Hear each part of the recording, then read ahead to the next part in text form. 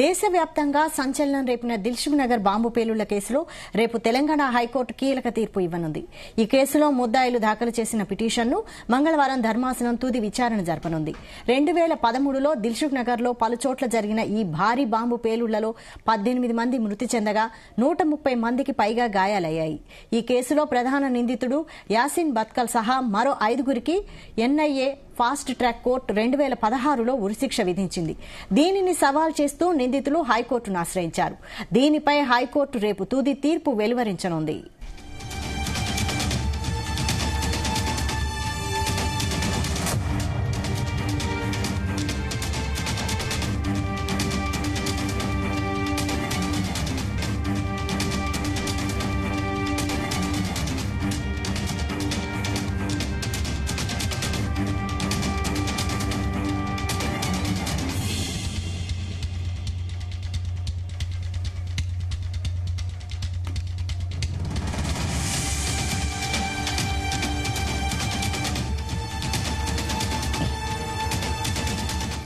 దేశవ్యాప్తంగా సంచలనం రేపిన దిల్సుఖ్ నగర్ బాంబు పేలుళ్ల కేసులో రేపు తెలంగాణ హైకోర్టు కీలక తీర్పు ఇవ్వనుంది. ఈ కేసులో ముద్దాయిలు దాఖలు చేసిన పిటిషన్ను మంగళవారం ధర్మాసనం తుది విచారణ జరపనుంది. 2013లో దిల్సుఖ్ నగర్లో పలుచోట్ల జరిగిన ఈ భారీ బాంబు పేలుళ్లలో 18 మంది మృతి చెందగా 130 మందికి పైగా గాయాలయ్యాయి. ఈ కేసులో ప్రధాన నిందితుడు యాసిన్ బత్కల్ సహా మరో 5గురికి ఎన్ఐఏ ఫాస్ట్ ట్రాక్ కోర్టు 2016లో ఉరిశిక్ష విధించింది. దీనిని సవాల్ చేస్తూ నిందితులు హైకోర్టును ఆశ్రయించారు. ఇక దీనిపై రేపు హైకోర్టు తుది తీర్పు వెలువరించనుంది. దీనిపై మరిన్ని updates crime bureau chief Raviteja అందిస్తారు. రవితేజ, 2013లో జంట పేలుళ్ల కేసు ఒక్కసారిగా నగర ప్రజలంతా కూడా ఉలిక్కి పడేలా చేసింది.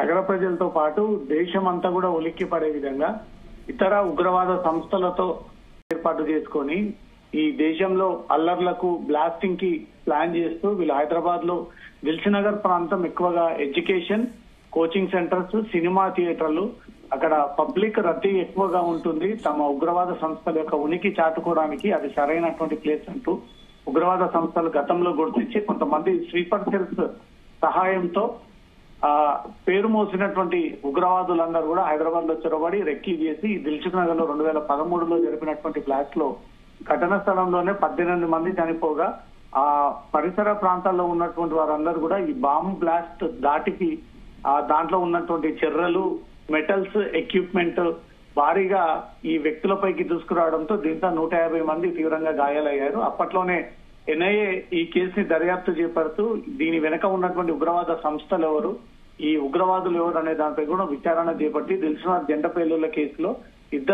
5గురు ప్రధాన నిందితులుగా గుర్తించారు. దాంట్లో యాసిన్ బత్కల్ ఇతని నేతృత్వంలోనే ఈ బ్లాస్టింగ్ జరిగింది. యాసిన్ బత్కల్ పై దేశవ్యాప్తంగా మోస్ట్ వాంటెడ్ కేసులు నమోదై ఉన్నాయి. ఇతను చాలా ప్రమాదకరమైనటువంటి వ్యక్తి అంటూ కూడా ఎన్ఐఏ గుర్తించి అప్పట్లోనే అరెస్ట్ చేసి 2016లోనే ఎన్ఐఏ కోర్టు ఈ దిల్సుఖ్ నగర్ జంట పేలుళ్ల కేసుకు సంబంధించి 5గురికి ఉరిశిక్ష ఖరారు చేయడం జరిగింది. అదే 2016లో మళ్ళీ నిందితులందరూ కూడా హైకోర్టుని అప్రోచ్ అయ్యి ఎన్ఐఏ ఇచ్చినటువంటి తీర్పుని సవాల్ చేస్తూ కోర్టుని అప్రోచ్ అయ్యి తమకు ఉరిశిక్ష విధించకుండా తమకు బెయిల్ కావాలి అంటూ కూడా ఈ ఎన్ఐఏ కోర్టు ఇచ్చినటువంటి తీర్పుని కొట్టివేస్తూ తమకు బెయిల్ ఇవ్వాలంటూ కూడా వీరు ఉన్నత న్యాయస్థానాన్ని ఆశ్రయించడం జరిగింది. సుదీర్ఘ విచారణ జరిపినటువంటి ఉన్నత న్యాయస్థానం రేపు మంగళవారం నాడు ఈ కేసుకి సంబంధించి తుది తీర్పు వెల్లడిస్తామంటూ కూడా ఇప్పటికే ఈ విషయాన్ని తెలియజేయడం జరిగింది. అటు నిందితులు అంటే ఈ బాంబ్ బ్లాస్ట్ కి సంబంధించినటువంటి నిందితుల యొక్క న్యాయవాదుల వైపుల నుంచి కూడా కోర్టు వాదనలు విన్నది. ఇటు పబ్లిక్ ప్రాసిక్యూటర్ ప్రభుత్వం తరఫున, పోలీస్ శాఖ తరఫున పూర్తి వాదనలు విన్న తర్వాత రేపు తుది తీర్పు వెల్లడించేటువంటి అవకాశం ఉంటుంది. కోర్టు రేపు ఏ రకమైనటువంటి విషయాన్ని తెలియజేయబోతా ఉంది, ఎలాంటి నిర్ణయం తీసుకోబోతా ఉంది, ఎలాంటి ఆర్డర్స్ పాస్ చేయబోతా ఉంది అనేది మాత్రం దేశ ప్రజలంతా కూడా ఉత్కంఠంగా ఎదురు చూస్తా ఉన్నారు. 2013 జరిగినటువంటి బ్లాస్ట్ ఇప్పుడు 2025 దాదాపు 12 ఏళ్ల తర్వాత ఈ కేసు రెండోసారి హైకోర్టుకి చేరడము, హైకోర్టు దీనిపైన తుది తీర్పు వెల్లడిస్తానంటూ కూడా రేపటికి ఆ కేసు వాయిదా వేయడము, రేపు హైకోర్టు ఈ కేసుకి సంబంధించినటువంటి తుది తీర్పు వెల్లడించనుంది. మళ్లీ తిరిగి 5గురికి ఉరిశిక్ష విధించాల్సి ఉంటుంది. ఎన్ఐఏ కోర్టు ఇచ్చినటువంటి తీర్పు కోర్టు సమర్థిస్తూ కోర్టుని గతంలో ఇచ్చినటువంటి ఎన్ఐఏ తీర్పును అంగీకరించి సేమ్ అదే శిక్ష వీరిపైన అమలు చేయాలి. వీళ్ళు దేశ భద్రతకు భంగం కలిగించినటువంటి వ్యక్తులు. వీరు సొసైటీలో ఉండడం కారణంగా వీళ్ళకి ఏదైనా బెయిల్ లభించినా లేదా ఉరిశిక్ష తప్పించుకున్నా మరికొన్ని బ్లాస్టులు, ప్రమాదాలు దేశవ్యాప్తంగా అనేక అల్లర్లు జరిగేటువంటి అవకాశం ఉంటుంది. కాబట్టి చాలా ప్రమాదకరమైనటువంటి వ్యక్తులు సొసైటీలో. ఏ చిన్న అవకాశం దొరికినా ఏ స్థలంలో పేల్చేటువంటి ప్రమాదకరమైనటువంటి వ్యక్తులు. కాబట్టి వీర విషయంలో కోర్టు తప్పనిసరిగా ఎన్ఐఏ కోర్టు ఇచ్చినటువంటి తీర్పునే మళ్ళీ హైకోర్టు కూడా సేమ్ అదే పాటించాలి. హైకోర్టు కూడా ఈ 5గురికి ఉరిశిక్ష విధించాలంటూ మాత్రం కోర్టు ఈ రకమైనటువంటి నిర్ణయాన్ని వ్యక్తం చేసేటువంటి అవకాశం ఉంటుంది. ఎన్ఐఏ జరిపినటువంటి దర్యాప్తు తీరు, ఎన్ఐఏ సేకరించినటువంటి ఆధారాలు, ఇప్పటి వరకు టెక్నికల్, సైంటిఫిక్, ప్రత్యక్షంగా ఉన్నటువంటి వీడియోలు, సాక్షులు, మెడికల్ రిపోర్ట్స్, వీళ్ళు ట్రైనింగ్ పొందినటువంటి శిక్షణకు సంబంధించినటువంటి ఆధారాలు అవన్నీ కూడా ఎన్ఐఏ సేకరించి ఎన్ఐఏ రేపు హైకోర్టులో జరగబోయేటువంటి తీరుకు సంబంధించి ఎన్ఐఏ తరఫున కూడా న్యాయవాదులు అక్కడికి చేరుకొని ప్రభుత్వం గతంలో ఇచ్చినటువంటి నిర్ణయము, కోర్టు గతంలో ఇచ్చినటువంటి ఉత్తర్వులు, రేపు హైకోర్టు కూడా ఈ దిల్సుఖ్నగర్ జంట పేలుళ్ల కేసుకు సంబంధించి ఏ రకమైనటువంటి అభిప్రాయాన్ని వ్యక్తం చేయబోతా ఉందనేది మాత్రం దేశ ప్రజలందరూ కూడా ఎదురు చూస్తున్నటువంటి అంశం.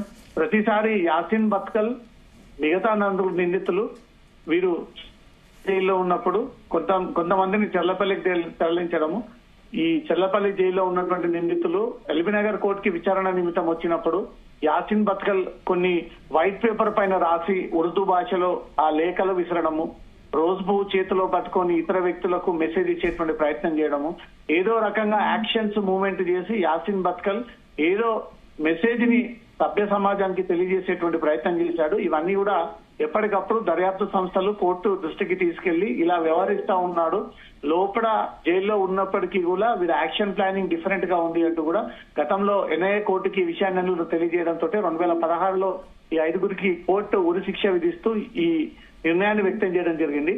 ఈ ఉరిశిక్ష విధించినటువంటి అంశాన్ని సవాల్ చేస్తూ ఈ 5గురు నిందితులు మళ్ళీ హైకోర్టుని అప్రోచ్ అయ్యి హైకోర్టులో ఎన్ఐఏ ఇచ్చినటువంటి తీర్పుని సవాల్ చేస్తూ ఆ కేసుని వెనక్కి తీసుకోవాలి, తమకు ఉరిశిక్ష వేయకూడదు, బెయిల్ కావాలి అంటూ మాత్రం వీళ్ళు ఉన్నత హైకోర్టుని ఆశ్రయించారు. కోర్టు రేపు మంగళవారం నాడు దీనిపైన తుది తీర్పుని వెల్లడించనుంది. వైశాలి, అయితే రవితేజ, ఒకవేళ హైకోర్టు కూడా ఉరిశిక్షను సమర్థిస్తే సుప్రీంకోర్టుకు వెళ్లే అవకాశం ఉందా నిందితులు? సమాజంలో అనేక ఉన్నత న్యాయస్థానాలు స్టెప్ బై స్టెప్ గా వారికి ఉన్నటువంటి స్వేచ్ఛ, వారికి ఉన్నటువంటి హక్కుల పరంగా హైకోర్టు, డిస్ట్రిక్ట్ కోర్టు, అనంతరం సుప్రీంకోర్టు, తర్వాత రాష్ట్రపతి, తర్వాత వీళ్ళు అనేక మంది క్షమాభిక్షణ పెట్టుకునేటువంటి అవకాశాలు కూడా ఉంటుండే. ఇప్పుడు సెకండ్ స్టెప్ గా ఎన్ఐఏ కోర్టు ఇచ్చినటువంటి మొదటి తీర్పుని సెకండ్ స్టెప్ గా ఉన్నత న్యాయస్థానాన్ని హైకోర్టును ఆశ్రయించారు. హైకోర్టులో కూడా వీళ్ళకు చుక్కెదురయ్యి ఇక్కడ కూడా వీళ్ళకు ఉరిశిక్ష విధించాల్సింది అంటూ మాత్రం కోర్టు ఈ నిర్ణయాన్ని వ్యక్తం చేసి ఉత్తర్వులు ఇస్తే మాత్రం వీళ్ళు ఇమీడియట్ గా మళ్ళీ తిరిగి పైకోర్టుకు వెళ్లేటువంటి అవకాశం ఉంటుంది. పైకోర్టుకు వెళ్లినా సరే వీళ్ళు బ్లాస్టింగ్ కి పాల్పడ్డారు, బ్లాస్టింగ్ కి సూత్రధారులు వీరే. ఇంతమంది చనిపోవడానికి 18 మంది చనిపోవడానికి 150 మంది గాయాలవ్వడానికి ప్రధాన కారకులు వీళ్ళే. ఉగ్రవాద సంస్థలకు వీళ్ళు ఉగ్రవాదులుగా పనిచేస్తా ఉన్నారు, కొంతమంది స్లీపర్ సెల్స్ గా పనిచేస్తా ఉన్నారు. వీరు సొసైటీలో ఏమాత్రం అవకాశం ఇవ్వకుండా ఇలాంటి బ్లాస్ట్ జరగకుండా ఉండాలంటే తప్పనిసరిగా ఈ ఉగ్రవాద సంస్థలకు బుద్ధి చెప్పాల్సినటువంటి బాధ్యత పోలీస్ శాఖ పైన ఉంటుంది, న్యాయస్థానం పైన ఉంటుంది. కాబట్టి ఇలాంటి వారికి విషయంలో కోర్టు తప్పనిసరిగా వీళ్ళు బ్లాస్టింగ్ చేశారనే దానికి ఎలాంటి ఆధారాలు ఉన్నాయంటూ కూడా ఎన్ఐఏని ఇటు పబ్లిక్ ప్రాసిక్యూటర్ అడిగి ఆ వివరాలన్నీ కూడా మరోసారి పరిశీలించి వీరి విషయంలో కోర్టు ఆ నిర్ణయాన్ని తీసుకునేటువంటి అవకాశం ఉంటుంది. రేపు హైకోర్టు కూడా ఈ 5గురికి ఉరిశిక్ష విధించాల్సిందే, ఎన్ఐఏ ఇచ్చినటువంటి కోర్టు ప్రకారంగా అదే ఫాలో అవ్వాలి అంటూ మాత్రం కోర్టు ఈ రకమైనటువంటి అభిప్రాయాన్ని వ్యక్తం చేసేటువంటి అవకాశం ఉంది. ఇమీడియట్ గా వీరు మళ్ళీ తిరిగి సుప్రీంకోర్టు లేదా రాష్ట్రపతికి క్షమాభిక్షణ పెట్టుకునేటువంటి అవకాశాలు కూడా ఉన్నాయి. Vaishal, right, thank you Raviteja.